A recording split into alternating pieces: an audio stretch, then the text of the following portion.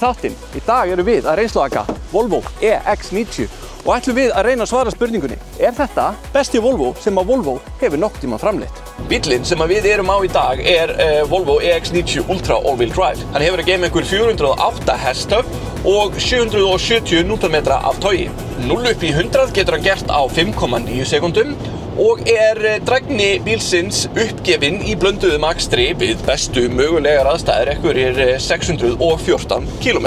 Svo einnig hægt að fá Volvo EX90 Ultra Performance All-Wheel Drive og sá bíll einhver 517 hestöfl og hefur að geyma einhver 910 Nm af togi. Sá bíll fer frá 0 upp í 100 á 4,9 sekúndum en drægnin samt svo sama og í þessum bíl hérna, eða 614 km. Verðið á þeim bíl eru einhverjar 17,6 milljónir. En við skulum halda okkur við bílinn sem við erum á í dag. Þessi bíl kostar einhverjar 16,8 milljónir og hann aðeins dýrari en hans helsti keppinautur sem Kia EV9. Sá bíl kostar einhvers staðar á milli 13,5 og 14,5 milljónir og hann ódýrari en þessi Volvo EX90. Kia EV9 bílinn mjög fín og eiginlega voða lítið hægt að setja út af. En það sem þú færð fyrir þessar auka 2-3 milljónir ef þú kaupir Volvo EX90 það að þú færð bíl sem ekki í laginu eins og Mustang og þú ert náttúrulega að kaupa þér Volvo. Þú ert að kaupa þér stöðu, þú ert að kaupa þér tákn, þú ert að kaupa þér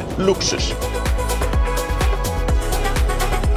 Í fjarska þessi Volvo EX90 og Volvo XC90 alveg nauðalíkir en þeir eiga samt ekkert sameiginlegt. Þessi Volvo EX90 til dæmis, hann 10 cm lengri og 3 cm lægri. Þessi Volvo EX90 með Þórshamars framljósin og þau ofboðslega nett. Þegar að þú kveikir á ljósunum þá opnaði sig upp svona eins og þessi reyna að fara að bíta þig. Hérna aftan í skotti eru 5 mjög skemmtilegir og mjög mikilvægir takkar. Hérna getur til dæmis hækkað og lækkað fjöðrunina. Hérna getur til dæmis fengið krókin út ef þú þarft að draga eitthvað. Svo getur líka hækkað og lækkað aftursætin sem rafknúin. Að sitja hérna aftur í fyrir fullorðinn manni sem ég bara mjög fínt. Fullt af plássi frá skalla upp í panoramaþak og einnig alveg haugur af plássi frá hnjám fram í bílstjórasæti. Svo náttúrulega komið að því að testa það sem að þessi bíll hvað mikilvægastu fyrir og það aftasta röðin eða þriðja röðin. Þetta jú 7 manna bíll.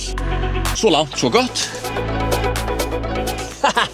Og þá erum við komin aftur í þriðju röðina. Hérna allt í lagi að sitja. Ég samt 1,87 á hæð þannig að ég myndi kannski ekkert keyra allt of langt hérna aftur í. En fyrir unglinga og börn að þá ekkert að því að sitja hérna. Mögulega þið að velta því fyrir ykkur hvað þessi bunga upp á bílnum gerir. Þetta ekki leigubíll, ég get lofað ykkur því. En í þessari bungu má finna lætarinn. Hvað gerir lætarinn? Jú, hann skynjar til dæmis umferð fyrir framan bílinn, hann skynjar gangandi vegfarendur, hann skynjar heilalínur eða brotnalínur og hugmyndin að með tímanum það munum við fá uppfærslu í hugbúnaðinn sem gerir bílnum kleift að keyra sjálfur. Þannig að einn daginn þá bara update software og bíllinn hann keyrir sig sjálfur. Svo bíllinn með soft close hurðar. Svo þessi bíll með krók og getur hann dregið 2,2 tonn. Sílsynir á þessum bíl alltaf hreinir. Þetta mjög ómerkileg staðreynd nema ef að þú ert að fara í brúðkaup eða ert að fara í afmæli eða fermingu eða eitthvað svoleiðis, ert í sparifötunum, stígur út, kálfiðinn fer utan í sílsinn, hann verður ekki skítugur. Hurðin, hún fer fyrir sílsan, þannig að þú ert alltaf hreinn og fínn á kálfunum. Þessi bíl kemur með öllum þeim helstu þægindum sem manni getur dreymt Hann með hita í sætum að framan og aftan og svo maður líka með nudd í sætum hérna að framan. Fjöðrin í þessum bíl eiginlega á fullkomnum stað. Hún hvorki of höst, né hún of mjúk. Þegar þú ert að keyra út á þjóðvegum, þá bara svífur Það reyndar hjálpar óbúðslega mikið hvað þessi sæti hérna óbúðslega þægileg. Þau grípa svo vel bakið og manni líður eins og maður sitji í einhvers konar körfu. Og svo þetta hjálpar til að það séu nudd í sætunum. Þannig að þetta svolítið eins og að svífa á töfrateppi. Svo ef að þú þarft að nota þessi 408 hestöfl sem þú hefur eða ert að fara í gegnum mikið hringtorgum, eða sem sagt keyra í gegnum Mosfellsbæ, þá fjöðrunin ekki of mjúk þannig mann líður ekki eins og mann sé að keyra á einhvers konar vassrúmi.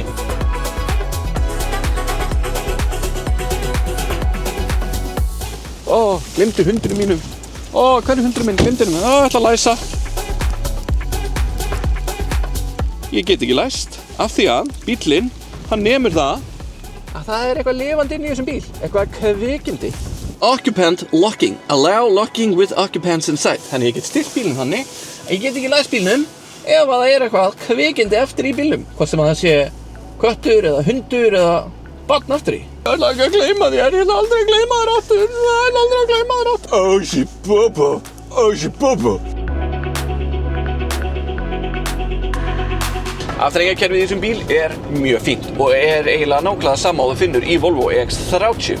Það mjög þjált og responsive og ekkert lag. Eitt allra besta við afþreyingarkerfið það að það tekur því eiginlega ekki að tengja Android Auto eða Apple CarPlay. Ég segi það af því að þetta kerfi notar nú þegar Google Maps sem leiðsögukerfi. Og fyrir mitt leyti það í rauninni eina ástæðan fyrir því að þú myndir tengja snjallsímaðinn beint inn í kerfið. Þetta afþreyingarkerfi það gott að það virkar fullkomlega eitt og sér. Allt sem þú getur mögulega þurft að breyta í þessum bíl gerir þú hérna í gegnum afþreyingarkerfi bílsins.